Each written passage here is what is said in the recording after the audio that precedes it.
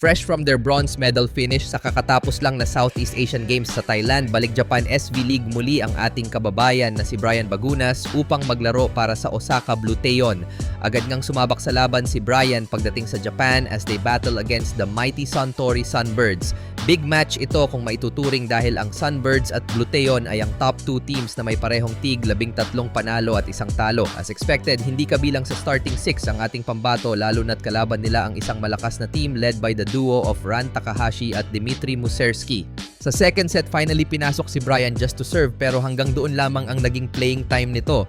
Hanggang sa dumating ang ikatatlong set kung saan for the first time kabilang na nga sa starting 6 si Bagunas. Sa set na ito, naitala ni Brian ang kanyang first ever point for Bluteon via off-the-block kill. Ito rin ang unang successful assist ni Olympic gold medalist setter Antoine Brizard sa ating pambato.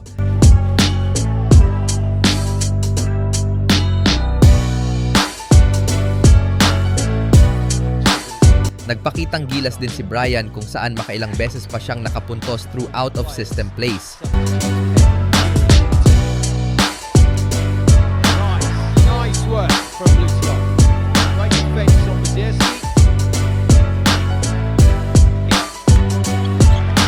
Still, they don't make the point. Chance for Bluteon to go level. Taken. Olivier Nicard's turn to call a timeout. Change lineup for Bluteon. Sa huling yugto ng set, pinuto lang naman ni Brian ang cross-court attack ni Ran Takahashi as Bluteon wins the transition play dahilan upang makuha ang kanilang unang panalong set. On the board and they've done it. Osaka Bluteon are still in this match. 26-24. It's 2-1. And we got a game on hands now. Fourth set, muling ginawang starter si Brian at dito niya naitala ang kanyang first service ace. Just 60. That's the part of the first set. Possibly Gumawa rin ng isang explosive and almost frontline kill si Bagunas, stunning the defense of Sunbirds.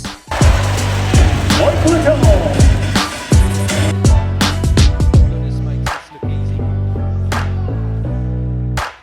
Mid-part ng set ay nakakadikit pa ang Bluteon pero uminit itong Russian outside hitter ng Sunbirds na si Egor Kliuka kaya naman nagkaroon na nga ng separation ang Sunbirds sa Bluteon.